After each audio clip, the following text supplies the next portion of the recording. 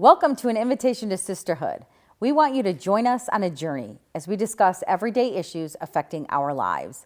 Women in the Bible and of Christian history continue to have an impact on the world even years after their deaths. We can learn so much from them. They are sisters of inspiration, and we're all sisters in Christ. Today we're talking about motherhood. Our guest today is Lisa Denha, a mother of 4 boys and the creator of the Facebook group called Chaldean Moms of Metro Detroit that is growing at a rapid rate. Our sister of inspiration for today's show is Saint Monica, and I'm joined by my co-host, ECRC Director Patrice Abona and Adora Ibrahim from the Benedicta Leadership Institute for Women. So we're all moms. Yes, we are. We're all moms, which is a completely different vocation from being all wives, right? It does change the marriage a bit. It does. I had someone ask one time, we were out to dinner, I was single at the time, and they asked all the women, they said, what was a bigger adjustment for you, getting married or having kids? Oh, good question. And it was so interesting to hear their differences. Some of them it was getting married, and others it was having kids. I think for us it was definitely a bigger adjustment having kids. Me too. I would say that too. That did change my life completely. That life is, I always tell people, I'm like, having kids, you figure out the diapers, you figure out the sleeping, it's the lifestyle change. Yeah. Where you can't just go to the movies. Well, it's like, because you get married, you could still do whatever you want. I mean, pretty much, you're like, hey, I'm going to go run to the grocery store, or I'm going to go to the gym, or when you have a kid, it's like, you can't just get up and leave. You know what I mean? Right. Everything is finding a sitter.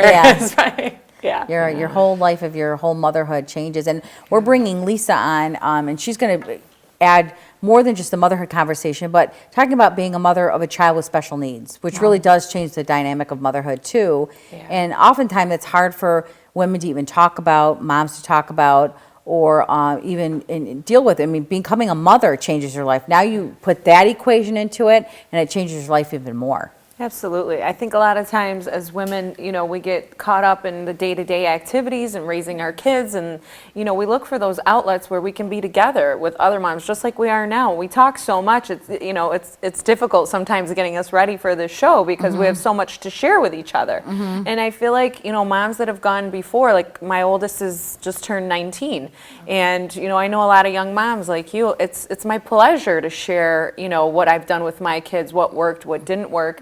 And then too, for moms, I know a lot of people, people in my own family too, have children with special needs, and the whole dynamics of, raising their child and giving them the attention that they need. And then, the whole sibling configuration, it's a big deal. Yeah, which Lisa will talk about. We've had conversations about that and how to, the sibling interaction with a child with the special needs. I mean, that's a big part of it. It is. I think what's going to be interesting to dive into today, with all 3 of us are so different in different parts of our marriage, our kids are different ages, and with Lisa too, is how motherhood is so individual. I think even with my best friend, and we always joke that we're soulmates, my husband gets a little jealous, we're soulmates, and we parent different, and we raise our kids different, and we have different priorities. I mean, the big stuff is the same, but some things I'm like, really, you're going to do that? And I'm sure she looks at me like, okay, but it's very individual. I think it's very. And two, you said something important. We're all at different stages. I think, the younger years prepare you for the older years. And I always say small kids, small problems. Big kids, big problems. They get to high school, they start driving, they get to college, they leave you, and you're like, what? Wait a minute, what just happened? And I think as we grow, in wisdom, after raising our kids for so many years, you do kind of adapt your own style of parenting and motherhood, and what works for my 3 children may not work for your 3 children. Well, your family dynamics are different. I mean, you talked about in another show, Adora, that we go into life with plans and then God laughs because it's not His plan. Exactly. Like Elena asked me not too long ago. She's like, Mom, when you got married, how many kids did you want? Yes. And I thought I would for sure have 3, 4 kids. And that was always in my head. And God obviously had different plans. I ended up having 1, but I'm sure we're going to ask Lisa when she went to her marriage, she never thought she would have a child who ended up with autism, or parents are going to say, well, I never thought I'd have a child that had Down syndrome. I mean, God's plans are sometimes different than what you have in your head, and now you have to make adjustments, right? And so, every family dynamic is different. So I think you make a good point too, Patrice, is that the big things are all the same. We're going to you know what I mean? We have the same moral fiber, you know what I mean? The same moral compass, but we may do things just a little differently. Maybe our punishments are a little different. You know what I mean? At the end of the day, we all want to raise good people. Yeah. Kind humans, so. And conscientious people that make good decisions in life. But there is nothing, you know, I posted this on Lisa's page that she started. There's nothing harder in this world than being a parent. There's nothing. I personally don't think anything I've ever done in my life. The other day I walked into a meeting and my kids are 3 and 1, and I was like, you guys, I didn't sleep. And they go, "Oh, you think you have it tough?" And I'm like, really? They're like, we didn't sleep either. I'm like, well, why not? Because my 19-year-old is out till 2 in the morning, because my 20-some-year-old is, and it's like, you think, like you said, small kids, small problems, big. It's like, I think my biggest struggle is that my kid won't sleep through the night, but really, the worry never stops. No. You know, when they're born, you worry about SIDS, and when they're 20, you worry about, I mean, the world. So. Well, I used to get so irritated that my dad used to stay up for us when we were out. You know what I mean? Like, and on the couch. I get so, you know, he would just sit in the fan. Like my dad was in the living room watching the news or whatever. No, he would just sit and he'd be like wait, in the dark Waiting for us. And we'd walk in, we'd think we were quiet, and all of a sudden you hear "Hakalat."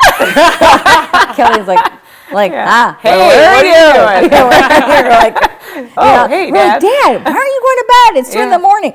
You think I'm going to sleep? You're not in bed. You're like, and then as a parent, you're like, yeah, I wouldn't sleep either. Absolutely. There's no way. Absolutely. I'll tell you this, you know, when Luke went off to college in Chicago, that was just something very life-changing for me. You know, you think you cry when they skin their knee or get stitches or this or that, but you know, that moment when you realize that your child is leaving you and going to be not in the same house as you, you know, it was just, it hurt in a way that I can't even articulate. And you know what? That was the time where I really leaned into the ultimate mother, our Blessed Mother. And from my childhood, I used to sleep with the rosary in my hand, you know, and you know, now when I sleep with the rosary in my hand, I tell the Blessed Mother, okay, you hold Luke's hand and I'll hold your hand. Aww. You know, so it's just such, you know, profoundness in raising children.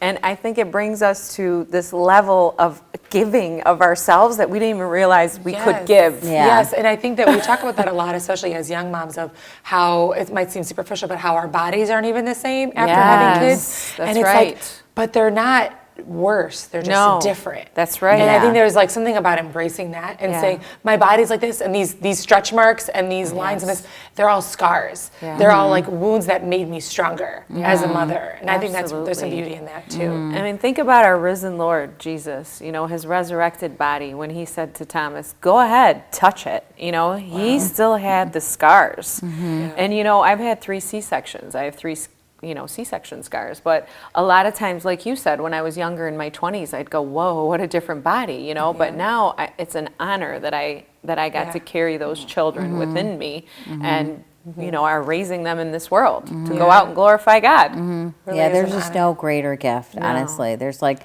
you know, you look at your child and you're like, oh my gosh, how could you love, you don't realize you had that much love. It's like, you know what I mean? I didn't even know I had that much love in me. And then it grows every day. Yeah, I mean, it sounds silly, but my daughter was like laughing this morning, and my husband and I were just like soaking it up. It sounds so silly. It's just a kid laughing, but just your joy increases every day. Did you see what they did? Where his brother's kind of like, all right, get over it, guys. Like, no, she took a step. Like everything. And then when you see like my nephews are getting older, so I can only imagine how you guys feel when he's in like the Junior National Honor Society. And I'm like, you know, you get proud of that kind of stuff. It's amazing. Absolutely. Yeah, our heart stretches, that's for sure. Oh, it does. In ways that you didn't know. I mean, I still like go to bed, like she'll go to bed before me. I walk in her room, I like literally kiss her face everywhere. And Ryan's like, you're going to wake her up. I'm like, I don't care.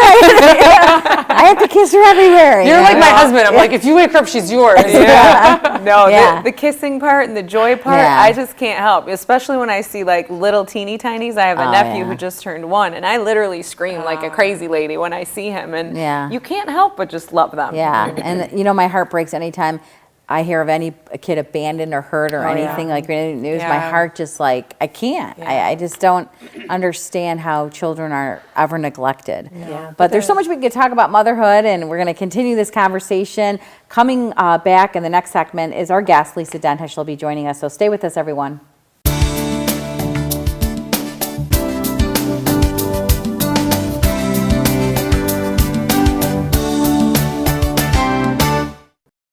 Welcome back to an invitation to sisterhood. We're talking about motherhood, and joining us right now is Lisa Denha. Lisa, thanks for joining us. Thank you for having me. So Lisa, not only are you a mother of 4, 3 grown adults and 1 still in high school, but you started this page called Kelly and Moms of Metro Detroit. Yes. And it is like gone gangbusters. Like, did you expect that? No. I honestly thought I would tops get maybe 100 people. Yeah. So I was scrambling in the beginning, like, oh, let's see, I'm going to, reach out to some of my friends and see if they would join. And now we have about 6,500 followers in 3 weeks. Yeah, it is It's incredible. growing every day. And I literally had to delete Facebook from my phone because of how addicting it was. I was checking it all day. I'm like, I can only limit this to twice a day now because it's just, it's so addicting. It's so good. The conversations. And it can become your full-time job, as you just asked Lisa. Is this your full-time job? Yeah. Yes. It's a lot. But your primary job is being a wife and mother of 4 kids. Yes. So we talked about like how we all have plans. Like I thought I was going to have 3 kids. We all go into marriage. Did you think you were going to have 4 kids, 4 boys?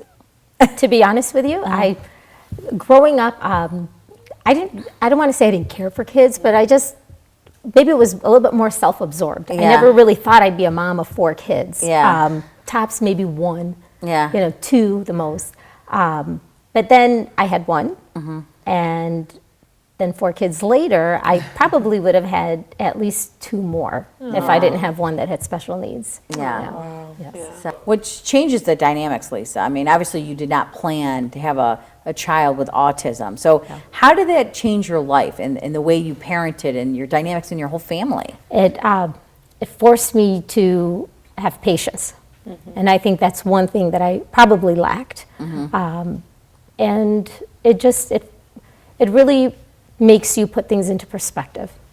It's something that you don't expect, but when it happens, in my case, I gave myself a minute to think about it. And then I thought, you know what, I have to get to work. And I have to figure out what I'm going to do, and I have to help my son. And at that point, he's my 3rd. I had a 4th, and they're less than 2 years apart. So the traits weren't there.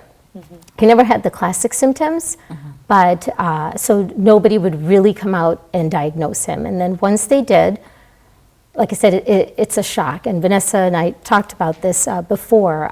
When the doctor mentioned it to me, it was like I could hear her talk, but I couldn't hear what she was saying. I just like an out-of-body experience. Yes, and How I was old just was he? listening to her. And at that point, he was 4. Oh, wow. His diagnosis took about 3 to 4 months at that time. He's 18 now. So the resources weren't there like they are today. Oh, yeah. So there was a lot that I had to gather, a lot of information to gather, and I was on the internet all the time, talking to anyone and everyone that would listen to me. And that's one thing that I think is important. You have to be honest with yourself. And sometimes something is looking at you in the face. You have to absorb it, but then say, you know what am I going to do to solve this? I can't ignore it.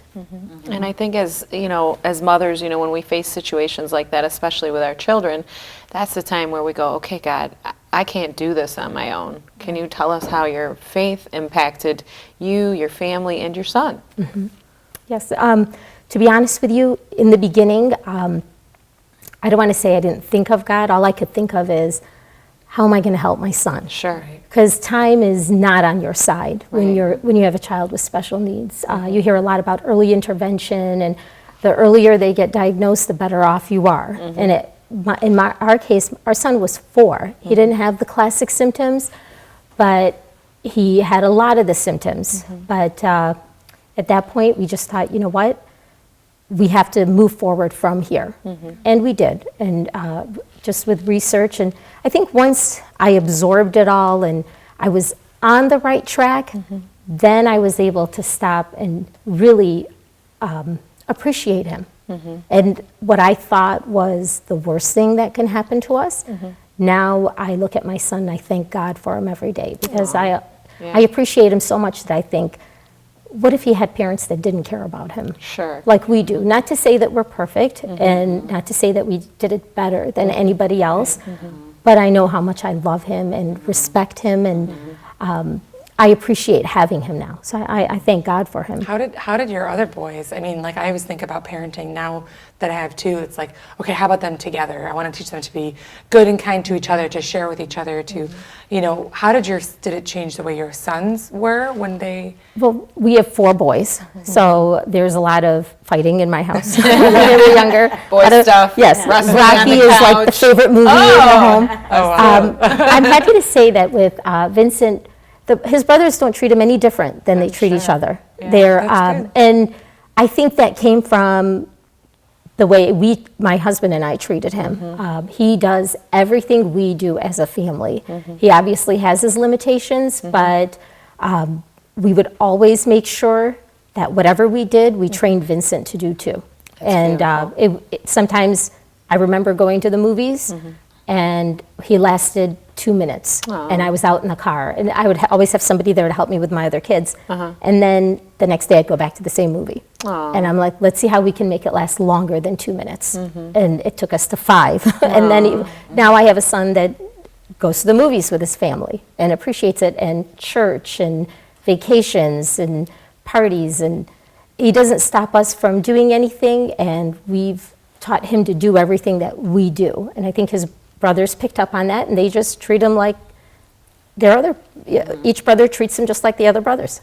What is the reaction, Lisa? Because there's a lot of in different communities and so much in the Kellyan community where it's like taboo. Don't talk about anything wrong in your family. Don't don't mention that you have a child that has special needs or challenges. What advice do you have for those? And you never hid anything. You were very out and open. I see you at the pool, at the club, at restaurants, and you don't try to pretend there's nothing wrong. I mean, you accept I never it, did. you embrace it. Yeah. What advice do you have for other mothers that struggle with that? I think the more you try to hide it, the more you're fooling yourself, almost. It's there. There's no reason to hide it because it was the reality of my life. And I always felt like sharing it even with the stranger behind me at the grocery store, maybe that person will give me some advice that's going to help me in the long run. And maybe I'm going to help somebody else.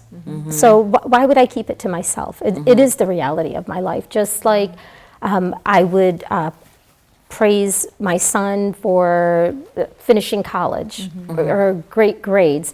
It's not that I'm praising that I have a son that's autistic, but I'm sharing it because we can all learn from each other. Of course, and they are a blessing. There's a certain degree of pureness when you're raising a child with special needs, and there's this light that I see in them. You know, regardless of what quote unquote the world thinks is good and abled versus what God thinks is good and abled. I don't mean to cut in. I always say that I always feel like Vincent lives life the way Jesus intended us to live. Oh, that's beautiful. And that's why I appreciate him. He reminds me every day that this is the way we were intended to live life. That's right. Because he is pure. Blessed are the pure of heart. Yes. Yeah, they shall see God. Yes. Yeah, Yep. absolutely. It's the tiny things that make him happy. Yeah. He doesn't expect much from anybody. Yeah. He loves everyone. He just wants everybody to love him back. Yeah. And I'm grateful because we do have a great support system. It was not easy. I can't say that, we did it all on our own. We didn't.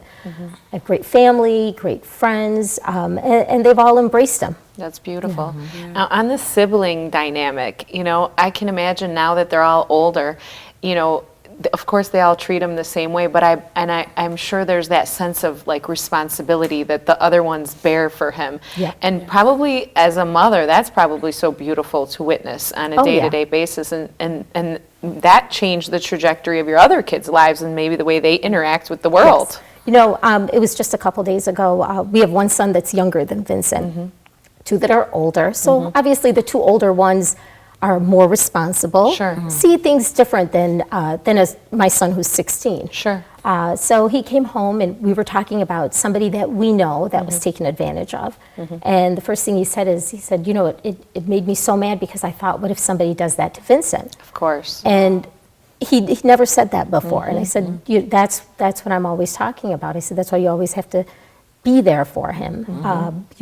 you have to think about that, because there are people that are going to take advantage of him, and that's what he just kind of elaborated on. He said, he goes, I don't understand why somebody would do that to someone else. And I think my kids do have that compassion because they saw the struggles, and they appreciate their brother too. Of course. I think compassion is so important to teach children and to teach, especially I feel like boys. I feel like it's a little more innate. I don't mean to generalize. A little more innate in women, but to raise boys that are compassionate because of that. Like I have 3 cousins. They're 3 boys, and one of them is autistic too. And the way you saw them, even when they were in high school, the one would get in trouble all the time. I'm like, Auntie, why is he in trouble? He's like, he got in a fight for his brother again.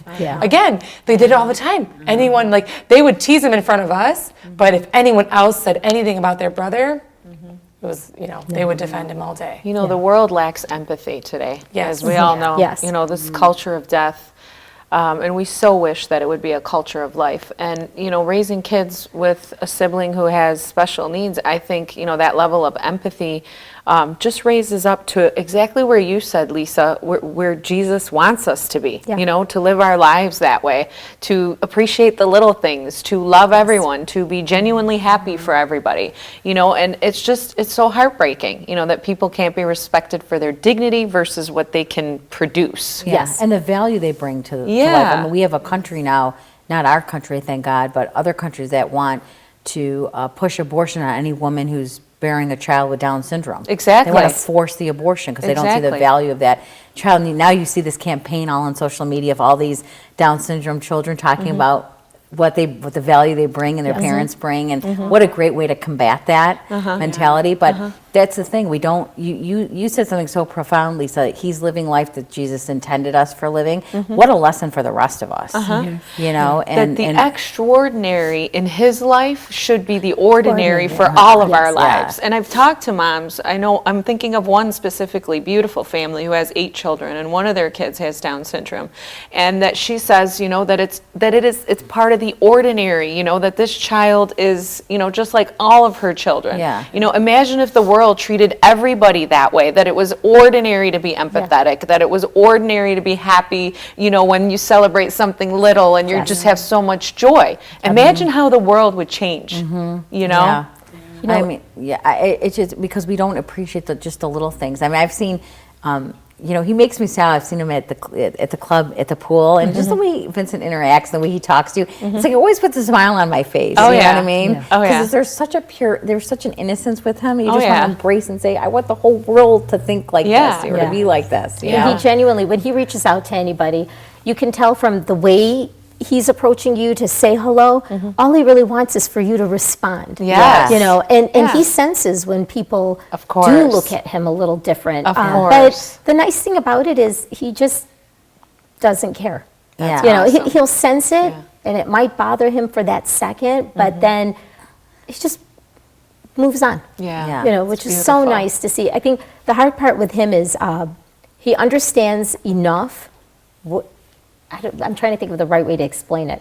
He understands enough where he understands he has limitations, but then he wants to move past them, but knows he kind of can't. I don't know if that makes any sense. It does. And it was hard. His younger brother is driving now, so he's looking like, well, Cliffy's driving. Can I drive too? I want to get a license too. So how do you deal with that? He understands enough where he's old enough to have a license, but he doesn't get that, maybe your attention span won't allow you to drive. Allow you to drive. So I remember just coming back with, I wish I didn't have to drive. I think driving's overrated. And his brother picked up on it right away, and he's like, I kind of hate having to go to class and learning how to drive too. Vinny, you're kind of lucky you don't have to deal with it. You're always going to have somebody to drive you around. And now Vinny walks around with, like, I don't have to drive. There's always somebody to drive me around. I want to tell Vinny I want to chauffeur too.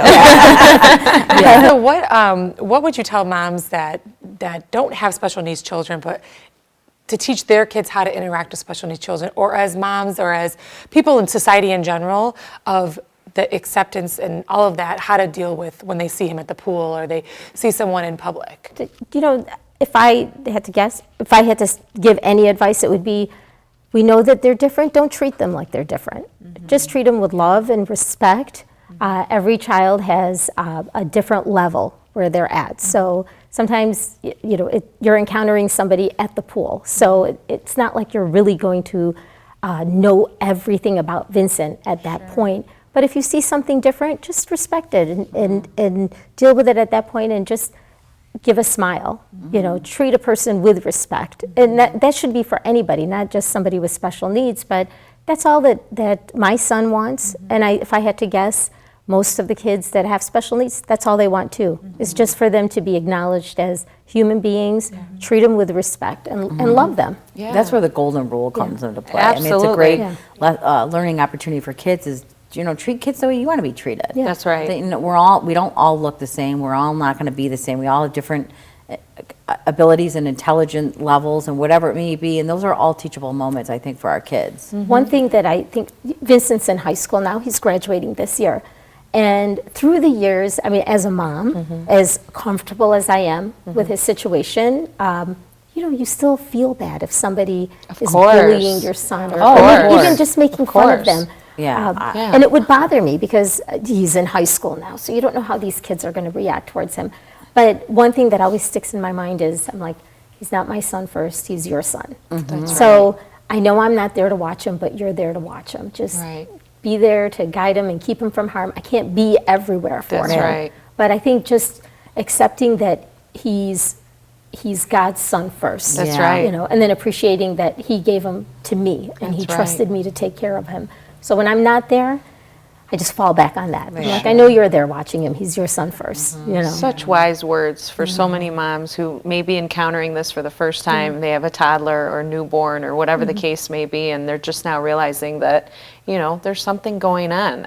The fact that you acknowledge that our children are God's first, and they're on loan to us, and our job is to get them back to heaven. And I think in Vincent's case, and all the kids who have special needs, they're the ones who help us get to heaven. We have so much to learn from him, and people would think, oh God, how is he ever going to learn? And the truth is, like you said in the beginning, we should all learn from them. That's right. And I don't think we appreciate that as a society anymore. That's right. I want to switch gears just a little bit, because I want to go back to this Facebook group that you started, because I think it's a testament to the need of sisterhood and the reason we started this show. The fact that you had 6,500 women in 3 weeks participate in this group, there's obviously a need of having each other's back. And, I'm on the group, I watch the posts, and how important that is that for you as a mom and us as moms is kind of getting advice from other moms. You know what I mean? Like, we don't know it all. No one, you don't come out of the hospital with a manual saying, when this happens, do this. Exactly. One of the things that we posted yesterday was for seasoned moms. Can you share with us what you would have done different? And we had so many moms coming in saying, my kids are perfect and I love them and I wouldn't have done anything different. So I wouldn't have said that. I would have told you, who cares about that load of laundry that's over there? Who cares about those dishes? Go outside and throw the ball with them. I would say after maybe the 30th comment of how raising kids is like a walk in the park. One of the administrators had to go on. And actually, I'd like to say keep it real. And she said, we all love our kids, but let's just be honest here. We put this post up because we want moms of younger kids to learn from us. So if you're going to say that your life was perfect, chances are there was something wrong with the way you raised your kids. But you were maybe not that in tune. Kids don't come with a handbook. No, not at all. So to me, with sisterhood, we're supposed to be there for one another to help. And every child is different. Every family is different. Everybody's style of raising kids is different, but in the end, we all have the same goal. We want what's best for our kids. You raise a good point, though. There's this need to put on a persona that life is perfect. And the first 30 posts, it's just unrealistic. I know that your life is not perfect. I know you had challenges raising your kid. Everybody does. Absolutely. And I don't know why there's that need in public to put on this front. That I think, and part of it too, I think, is a fear of opening, like taking the skeletons out of your closet or whatever. Like my sister and I were talking about it. She's like, I'm like, I could see there'd be certain times where I'd be afraid to post for fear of judgment. And someone's like, well, what do you mean? I'm like, or I asked my sister, I'm like, what do you mean? She's like, so say I posted, hey, my 3-year-old does XYZ. Everyone's gonna be like, oh, great, try this, try this. But if I say, my 9-year-old has an attitude problem, immediately all the moms are gonna think, well, you did something wrong as a mom. Yeah. You didn't treat her, you didn't, punish her the right way, or you didn't, raise her the right way. So like there comes like sometimes a judgment. So someone's gonna say, oh, I wish I would have done XYZ. No one wants to admit it because there's such a judgment still, even though that's what I hope for us as sisters, is to have less judgment, more compassion, more like, let's connect to the things that we agree on. And I think in our culture today, in the Instagram perfect pictures and in the Facebook perfection of our lives, that women are comparing themselves to something that's totally unrealistic, not part of our day-to-day life. It's all through a filter. Exactly. It's all through a filter. I'm not going to post that picture of me and my husband on the couch. I'm going to post the one of us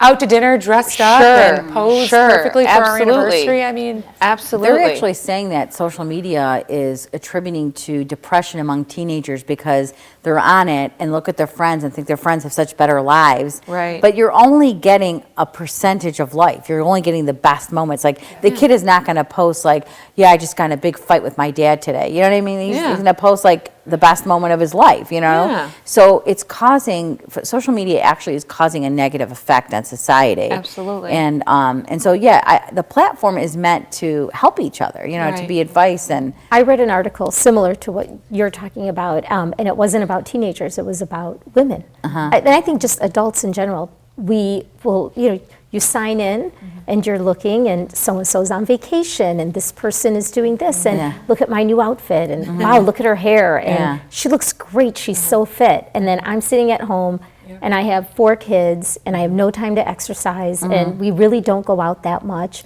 And I haven't bought a new outfit in 4 years. Yes. You know what I mean? Like, So or kind even of- like my husband bought me flowers. My husband has bought me, you know what I mean? Yeah. It's all that kind of stuff. So if you're not strong in your faith, I think, or grounded, it could potentially be a problem because then you're going to look at your spouse like, you didn't buy me those flowers. And, my life stinks. I'm just home all day. And Yeah. she's just having the best time. Look at, they're vacationing and we're just stuck at home. Lisa, I never did those those pictures of my daughter, like those people do with like the flowers and this, and they're wrapped up. And I never did any of that. And I'm looking at all these things on social media. I'm like, oh, I never did that for Elena. Like I never like the pictures I have are like these candid shots of her coming down a slide. Like I never did any of those. Real life. And then you feel like you're like a horrible mom. Like I don't have her in this cute little bathtub with this duck and this I never did. I mean, I did a couple but like these moms have all these pictures of their kids with these like Pinterest world. Yeah, and I was in fact on the way here to film the show. I was looking on Facebook and Not while driving. No. And I was looking at Facebook and I see this one particular family and I'm like, it was a beautiful picture of them and their kids. And I'm like, they look like they're like a royal family. Like, is that how they really live? They're like so proudly posed. And their kids are like, and I'm like, sometimes, I mean, they're beautiful pictures, but sometimes I think it's just unrealistic, and it's not life. And I just think it's a to each their own thing. We talked about different things. Like my sister, I threw this big first birthday for my daughter and I had all of she's like, yeah, my kid's going to be at the park, and if you get pizza and cake, then you're lucky. Yeah. Like, she just doesn't have an interest in it, but she would never hate on what I do. And I don't do it for show. I really do it because I love to do it. Yeah. That's how I get my creativity out. So I think even the pictures, I know someone that takes professional photos every few months. Like, that's a lot. I can barely do once a year. But I just think it's about, not holding yourself to the other standard. That's where it comes into play. If I'm just like, oh, well, she takes all those professional pictures, that's where it comes, that's where the danger is. Yeah, I can't help but bring everything back to our Blessed Mother. Think about her life, her unexpected pregnancy, and, her spouse, the Holy Spirit, but yet St. Joseph, and then her son, and, all the struggle that she went through, knowing what was to come. I think a lot of times, motherhood, people want to make this picture perfect persona of motherhood. It's not. Motherhood is real. It's messy. It's, there's so much struggle. And I think another thing that, people don't realize often is that every single thing that my 3 children feel, I feel. times a million. And you know, I just wish that in this crazy culture that we live in, we would just build each other up more so that we're able to parent these kids, so that we're able to have that sisterhood, so that if I'm having a great day, I want to share it with you guys. If I'm having, you know, a struggle and my child is sick, Lisa, you know, I'm crying my eyes out, I don't know what to do, my kid needs this or that, you know, where is that in this world? And I think this is a good outlet, a good way to, you know, bring people together. We all doubt each other, right? I mean, we're all going to doubt ourselves as moms. I do all the time. I'm like, oh my gosh, am I screwing up? What am I doing? Did I do this right? I always ask Ryan, I'm like, I think I'm screwing up. I think I'm doing this wrong. He's like, you're fine. You're fine. You know, it's normal. I mean, I'm sure Lisa too, with having a child with special needs, I'm sure you doubted. Every day. Were you doing the right thing? Were you going to the right doctor? Was it the right doctor? You know, it's normal. I doubt in the beginning, like I said, I mean, this was 14 years ago. It started at 2, so 16 years ago. Nobody would talk about it. It was kind of like taboo, you know, and I didn't know where to turn, and I didn't know who to talk to, and all I had really was the internet, and that's probably the worst thing you can go to, you know. But in the end, I'm very grateful it all worked out for us. One thing I do want to say, that to tap into something we talked about earlier, I remember as pediatrician telling me one time, we were talking about Vincent's situation a few years after he was diagnosed. And he said, you know, Lisa, he's going to finish school. He might not be a doctor, but he's still going to have a job. You know, and what do you want for him? Do you want him to have a job? He's going to have a job. You know, you want him to be healthy. You want him to be happy. He's never going to get married. I don't see that happening. I shouldn't say never, but I don't see it happening. But you don't have to be married to be happy. You don't have to have children to be happy. So in the end, what do I want for him? To be happy and to be healthy. And he is. It might be different, but he is. So thank God for that. Yes. Absolutely. That's so beautiful. That's a really great point, because it's like putting life in perspective. What do we really, at the end of the day, what do we want for our kids? And you got to put your situation in perspective. And I love the fact that you said, you know, what's right for you or what worked for other people may not work for you. You know what I mean? And that's okay. You know what I mean? You don't have to do everything the same. But the fact that you are focused on doing what's right for your family. You know? And you might be able to get advice or gotten advice and give advice, and that's okay if it doesn't work. What you did for Vincent may not work for another mom, right? I mean, because they're all different dynamics. But I think would you say the biggest part is for parents today or moms today is accepting the reality in which you're in? Yes. Because I think that's hard for a lot of and people. There's a lot of support groups. I, for one, kind of shied away from the support groups because every situation is different. So in the beginning, I would go and I would listen to other parents, and I would think, okay, maybe if we just did this, but this didn't work for me because my son was unique, you know, and their child was unique. Their situation was unique. So my advice would be to anybody that has a child with special needs, tap into your own child. Because they are all unique. And as a mom, go with your instinct. You know what your child is like, figure out a way to make it work. That's so important that you said go with your instinct, because a lot of times we second guess ourselves, and I do believe that God gives us that intuition, you know, that there's that voice inside that says, I think this is what's better for my child. And then even my 3 children, as similar as they are very different from each other. So what maybe worked for Luke, you know, will not work for Dominic. What worked for Christiana, my daughter, wouldn't work for the boys. You know, and like you said, you go with your gut and you go with that intuition where, you do want what's best, and you're the one who knows exactly what your child needs. But taking in that information too, like you said, you processed it and realized, hey, this is what works for us, this is what doesn't work for us. You have to understand their limitations, and you have to accept it. Because I do come across a lot of parents with kids that have special needs that don't want to accept the limitations. There's a good chance Vinny will never do geometry. So I am not going to focus on that when he's a freshman in high school. At this point, he has to learn self-help skills, living skills. To waste my time, to sit there and say, he's got to learn geometry, let me go get him a tutor, is really making me feel better. It's not helping him. And you have to realize that as a parent. At one point, Vinny would come to every single party that we went to, whether it was Halloween or kids' night out at the club. And I remember one day, he just looked at me and he said, "I just don't want to go." And I thought, am I making him go for me or for him? Does it make me feel better, like he's more normal, let's say? And I hate to use that term, but that's what I thought to myself. Is it making me feel better that he's coming, or is it really helping him? Because he's telling me, I don't really want to do this. Why are you making me do this? So I thought, you know what? You have to stop that, Lisa. He's his own individual. You have to respect him for that. And we do. You know, parents have to ask themselves, when they have a child with special needs, are you doing this for yourself or for them? You know? Yeah, I think that's with any kid. Yeah. You know what I mean? Because whether your kid has special needs or not, there's going to be kids that are really good at math. They're really good. You just make it a point. Am I forcing my kid to try this advanced math class because it makes me feel better? You know, am I pushing my kid to take AP and they really can't handle it?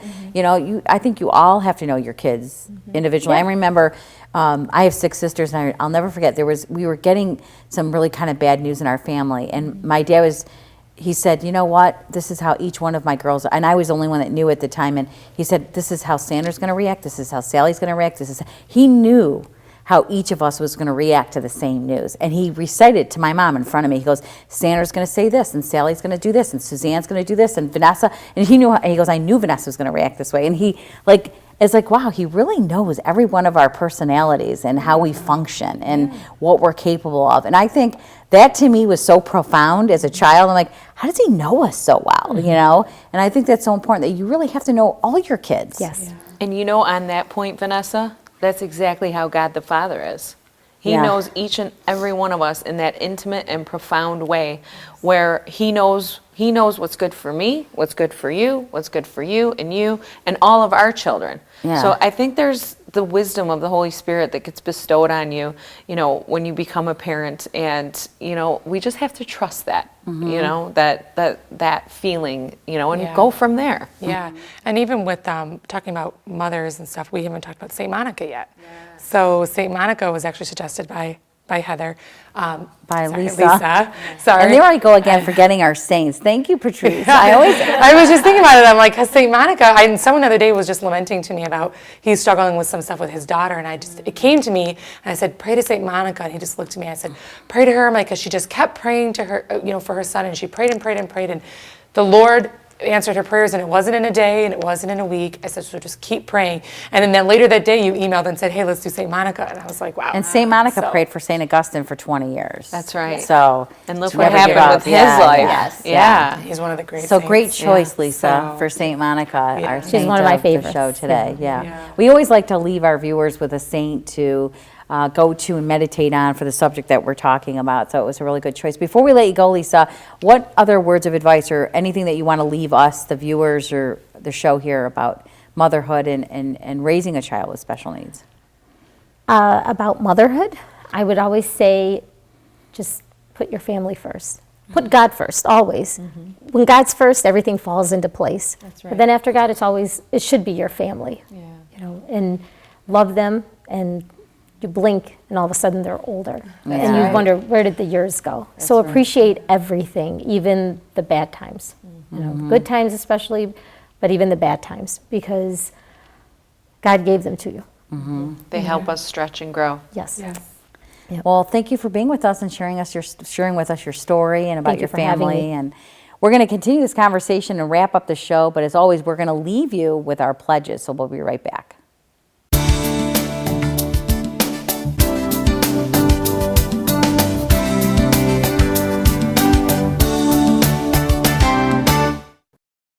Welcome back to an invitation to sisterhood. We've been talking about motherhood, and we're going to wrap up our show. What a great conversation about motherhood and going through the challenges just in general of raising kids. But there's obviously a different dynamic that comes into play when you do have a child with special needs that none of us are experiencing, but Lisa really shared a lot with us. Absolutely. You see the beauty of it, you know, and the struggle, and it just gives you a whole new perspective on parenting. And I loved when you brought in our Blessed Mother, and what came to mind that I didn't get to say was, it came to mind our Sorrowful Mother, because I did a little meditation on her during Lent this past year, and it just to know that when she presented Christ at the altar and Simeon said to her, and a sword will pierce your own heart too. So even though Christ was the one suffering, as a mother, she also suffered, but just knowing and even raising raising Jesus Christ, and she still had joys and sufferings. That's right. And I think that's like that for anything, but especially motherhood, because we're so closely tied to those children. We carry them in our wombs for 9 months, and even our spiritual children, we just feel so close to them, and there's just that connection that is just so special, that bond, that is just connects you to your child in a way that is so unique. And she gave great advice. I mean, every child, you have multiple kids, you have multiple kids and have another one on the way, but every child is different, whether you have special needs or not. Every child has his or her own personalities, own limitations, own talents, and I think sometimes it's hard for parents to accept who the child is, opposed to who you want that child to be.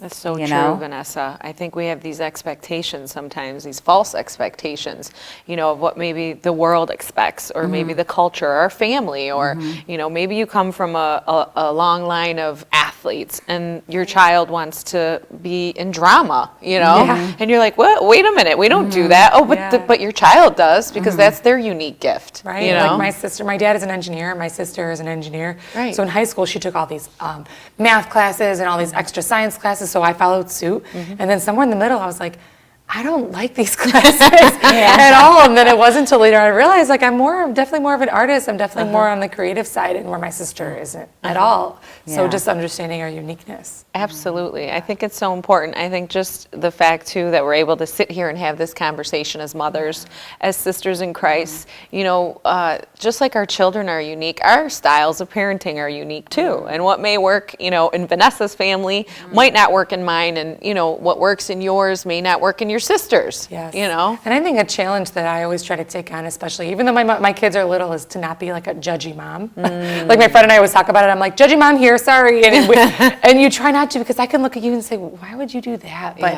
I don't know what's going on in your life. I don't know your daughter. I don't know your family dynamic. I don't know her personality. It's so easy for me to sit back and say, I would do it better. I would do it different. But you really don't know. Like, I have friends of mine whose kids are around the same age as my daughter, and they'll say, well, I just take away the electronics. I'm like, I can't take that away, because she could care less. She doesn't even know where her electronics are. You know what I mean? Like, that's not a punishment. Exactly. Because she could care less about the electronics. Exactly so right. You really have to know the kid. I mean, when we take stuff away, I have to take ice skating away from her, because that's the only way it really resonates with her. It's like, what? I can't ice skate? So you really have to know each kid differently. And I'm sure with your kids, each one, something that would upset one would not upset the other one. That's absolutely right, too. And, I think about what you were saying, about the judgy moms. I think as we grow in wisdom, and as our children grow from, the little child phase to the teenage phase, you see so many things that are going on in this culture, and you see a lot of great parents whose kids make mistakes. That's why they're called kids, and they make these mistakes, and that's why we as parents are there to go, okay, what are we going to learn from this mistake, and thank God we're there to say, okay, here's what happened, this is why it was wrong, and here's what you're going to do next time, and I've learned so much, that I can't judge anybody. I can't even judge my own kid. Yeah, and you're never going to know what your kid is going to do. I mean, I knew a mom that when her kids were really young, she was judging this other mom whose kids were teenagers, and she's like, I can't believe that. I can't believe she allowed her kid to get that ring and a double period. I can't believe she allowed. And it was like she would constantly judge. I can't. And then her kids grew up, and her oldest was a nightmare. Just a complete nightmare, and drove them crazy. And I'm like, and then she made a comment to me. She's like, don't ever judge anybody else. You have no idea what your kid's going to do. I'm like, you don't know what your kid's going to go through. Yeah. And the experiences they have. I think it's important to, allow your kids to make mistakes. Like this one analogy I heard that I love so much, and it's like parenting is like holding sand in your hand. If you just hold it like this, where you're holding it, you're going to hold it. But if you try to hold it really, really, really tight, it's all going to fall out. And so it's just about that balance. That's a good point. You can't hold your kids too tight, because if you do, they're just going to rebel. They're going to, want to do the opposite of what you say. They're just going to, but you have to let them be individuals, but you have to like guide them and hold them. And I just always remember that analogy. I'm like, that's just so true. So you have to let them. One of the things that, like, our parents have different parenting skills, right? Absolutely. You know, even our own mom, your mom and dad are different. And I remember my parents always had each other back. I think my dad allowed my mom to be the disciplinarian. But the difference between my parents, it was really profound for me, is that my mom would yell at us for doing something wrong, and my dad would be like, so what do you think about that? Do you think that was right? Do you think that was a good decision? And he was like asking you, you're like, is this a trick question? No, it was a stupid decision. Look what happened to me. Yeah. You know, my grandma would do this thing, and my grandma didn't live with us, but we, you know, grew up with her down the street. And so I'd be like, okay, I'm going to go out. And she'd be like, ala kefech, which means do whatever you want. But she would say it in a very like, and then you're like, okay, maybe I won't go. Like, there was something about it. It's totally different parenting style, but it almost put the responsibility back on you. Yeah. Instead of her saying no, she said, make the right decision. And you were like, okay, let me think about that. What decision do I want to make that's going to make the worst punishment for me was to disappoint my parents. Yeah. And so I never wanted to disappoint my grandma. I never wanted to disappoint my parents. So everything I did or didn't do, I wanted to make sure that they were going to be proud. Yeah. You know. And I think that ties into to God the Father, you know, to Jesus, to Mary. Yeah. You know, we never want to disappoint our parents, and we don't want to disappoint God either, because even the things that our parents could not see, you know, even our children when they're out there, you know, I'll say to them sometimes, you know, I know there's that temptation to just do what everybody else is doing, but God sees everything, and you don't want to disappoint Him. Yes, like in the act of contrition, that part's the hardest for me to say. It would say, because it displeases thee. Yes. Sorry, guys. Yeah. You know, like you really do. It breaks your heart. You don't want to disappoint your mother and your father here on earth, and you don't want to disappoint them in heaven either. You know? It also takes a lot of pressure off you as a parent. God is watching. Exactly. Well, this is a great show, Motherhood. We could talk about it for hours, but we want to always, as always, leave our listeners with our pledges, which Patrice is going to share with us and with the viewers today. So thanks for watching. Here are our pledges. I pledge to put God first in our family, and everything else will fall into place. I pledge to cherish every moment because they pass so fast. I pledge to embrace my cross as Christ did. I pledge to pray relentlessly for my children like St. Monica did. I pledge to treat each child according to their uniqueness.